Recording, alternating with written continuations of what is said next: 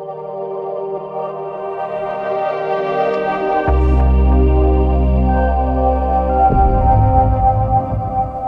know, fear is a natural thing to us. You know, whenever you start a new project, you take on a new venture, you really step out by faith and you jump off the cliff of life to go after something, there's going to be a level of fear that's involved with that.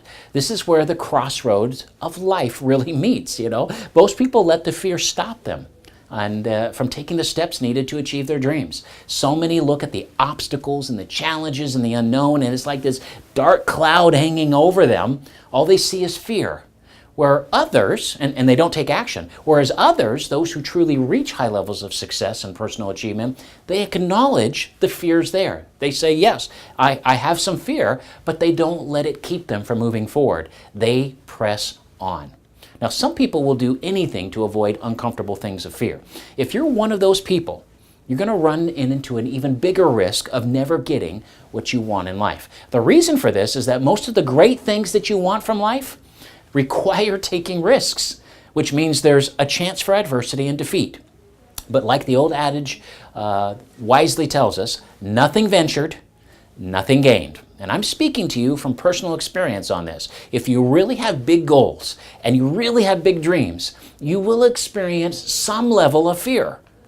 But it's what you do with that fear that makes all the difference in the world. You see, the fears we don't face, they become our limits. If you're wanting to accomplish great things, great big things in your life, everything you want is on the other side of fear. You know, throughout history, there has been some really great stories, and I'm kind of a history buff, so I love to study history. There's been some great stories of commanders who have led their troops to the tipping point of their lives. Men like Tariq el Tuerto, who conquered Hispania in 711. Alexander the Great, who led the great Greek army over the much more powerful Persian Empire. And Hernan Cortez, who was the first to conquer Mexico. What did they all have in common? Well, history tells us they put their men in a very difficult situation with no retreat or plan B options by uttering the words, "burn the ships." They were outnumbered.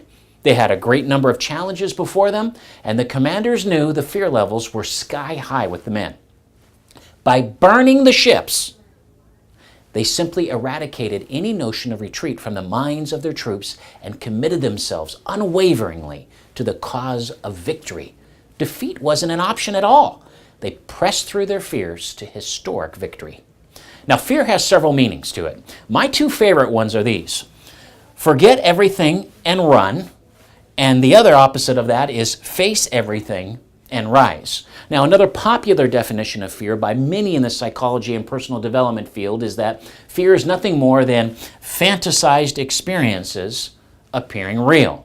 It is true that all thoughts have a tendency to clothe themselves into their physical equivalent, whether they're true or whether they're not. And most of the time, it's not. That is why all fear is self-created, by imagining some negative outcome that's going to happen in the future. The great news is that fear is a state of mind which you have absolute and complete control over. You choose and you decide.